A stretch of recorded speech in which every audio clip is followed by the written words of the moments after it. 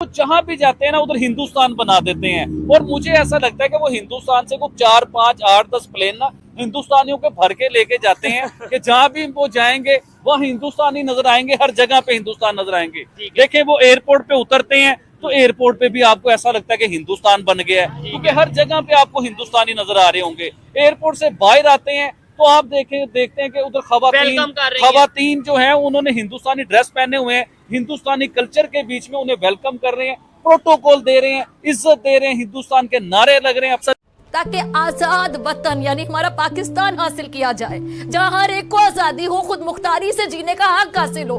लेकिन यकीन जाने शायद मैं प्रोग्राम में आपदीदा हो जाऊंगी और ये मेरे दिल के तासुरात है जो आप देख सकते हैं। ये नॉर्मल गधे ना खरीदे चाइना वाले, मैं कहता हूँ इम्पोर्टेड जो बड़े हैवी गधे हैं ना वो पार्लियामेंट से मिलेंगे। अच्छा। और अगर उससे भी हैवी चाहिए तो प्रेसिडेंट हाउस चले जाएं। अच्छा।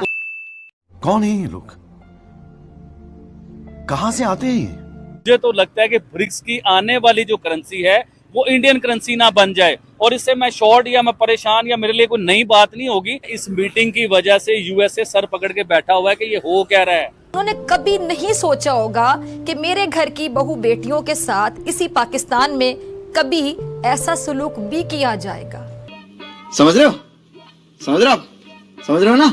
इनको वो गधे बहुत अच्छे लगेंगे। वो गधे ये ले जाएं और जो अकल वाले इंसान हैं हम उनको पार्लियामेंट में बिठा देंगे। ठीक हो गया। ये गधे हम पे मुसल्लत हो गए हैं और इन गधों से हमारी जान छुड़वा दें तो मैं तो चाइना का शुक्रिया अदा करूंगा अगर पार्लियामेंट से भी कुछ गधे ले जाएं तो।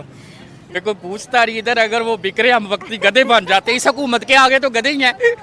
की बात के ऊपर आइए, हिंदुस्तान का अभी भी काफी ऐसे मुल्क है जिसमें हिंदुस्तानी रुपीस के साथ उनकी ट्रेड हो रही है, काम कारोबार हो रहा है। इवन के रशिया के साथ जो पेट्रोल के कारोबार हो रहे हैं, ये रशिया के साथ जो ट्रेड हो रही है तो वो भी सारे हिंदुस्तानी करेंसी के बीच में हो रही है। तो ये कोई अजीब बात नहीं होगी कि हिंदुस्तानी करेंसी शुरू हो जाए आने वाले टाइमों में, ये हो सकता है। अब आपने बात की हिंदुस्तान के प्राइम मिनिस्टर के वेलकम के ऊपर बात की कि वो रशिया गए और रशिया में बहुत बड़ा उन्हें वेलकम मिला। देखें चौधरी साहब, हिंदुस्तान के प्राइम मिनिस्टर के बारे में मेरी ये राय है कि वो जहां भी जाते हैं ना उधर हिंदुस्तान बना देते हैं। और नमस्कार दोस्तों, आप देख रहे हैं इंडियन रिएक्ट और मैं हूं आपका दोस्त सुशांत।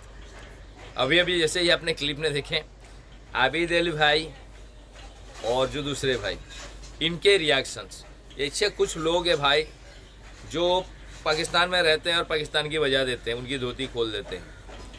बहुत ही मज़ेदार वीडियो है, कैसे कैसे पाकिस्तान को रोस्ट किया। हालांकि रोस्ट नहीं है बोलेंगे भाई, ये सच्चाई बताई इन्होंने कि आज के डेट में इंडिया कहाँ खड़ा है और उनकी देश वो कहाँ खड़े हैं। हालांकि उनके लोगों को ही बुरा लग जाता है जब सच्चाई कोई बताता है, आईना दिखाता है तो उनके बड़े ही बुरे लग जाते हैं। मैं ले चलता हूँ उनको वीडियो की तरफ। 2 लाख बताया है। हाँ, 2,16,000। मैं कहता हूँ 22 करोड़ में से 10 करोड़ गधे भी दे दे। ये सूरत हाल तो हमारी हुई पड़ी है, अब हमें गधे ही बेचने हैं। हाँ। दुनिया जो है वो आईटी बेच रही है, दुनिया माइक्रोसॉफ्ट बेच रही है, मशीनें बेच रही है। दुनिया क्या, पड़ोसी इंडिया बेच रहे हैं। इंडिया बेच रहा है। मैं दुनिया को छोड़ता हूँ, इंडिया वाले क्या बेच रहे हैं? आईफोन बना बना कर, लैपटॉप बना बना कर, जहाज बना बना कर, हम गधे बेच रहे हैं। मतलब अंदाजा लगा लें कि अब हमें इतना टाइम आ गया, हम गधे बेचेंगे। और अवाम कंफ्यूज है कि 2 टांगों वाले के 4 टांगों वाले। अब ये भी मुझे बताना पड़ेगा। नहीं, कुछ जो है ना, कुछ आधी एक अवाम जो है ना वो 2 टांगों वाले गधे बेच दे। और क्योंकि गधे ही है ना, अब सूरत हाल तो गधों वाली हुई पड़ी है। गधे क्या होते हैं?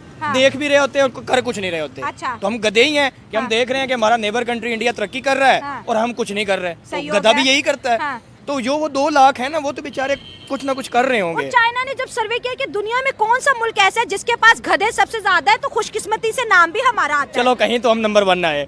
चलो गधे इंपोर्ट करने में ही हम आ गए, एक्सपोर्ट करने में। ओ भाई, कुछ तो बेच रहे हैं ना। कोई दुनिया ने किसी ने पूछा क्या बेचा है, हम कहेंगे गधे बेचे हैं। दुनिया कहेगी इंडिया वालों क्या बेचे, वो कहेंगे आईटी बेची, सॉफ्टवेयर बेचा, आईफोन बेचे, असि कहेंगे गधे बेचे।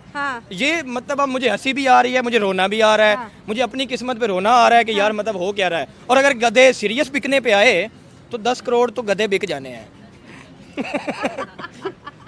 पाकिस्तान में 2023 में अगर गधों की पॉपुलेशन का सर्वे किया गया, देखिए दुनिया में सर्वे होते हैं, एजुकेशन के सर्वे होते हैं, लीडर के सर्वे होते हैं। हमारे मुल्क में सच में सर्वे हुआ कि इस मुल्क के अंदर एक्चुअली गधे कितने हैं, तो पता कितने आए? 5.6 मिलियन गधे हैं। और जब से चाइना के साथ कॉन्ट्रैक्ट हमारा हुआ है गधे बेचने का, पाकिस्तान में अब गधे नहीं मिल रहे। लोगों ने गधों के रेट इतने हाई कर दिए। कहाँ से मिलेंगे? कहाँ से? आपके पार्लियामेंट से ही बहुत सारे मिल जाएंगे। क्योंकि जितने गधे उधर बैठे हुए हैं ना, जिन्होंने मुल्क को चलाना था, वो गधे, बल्कि अच्छा हर चीज की कैटेगरी होती है।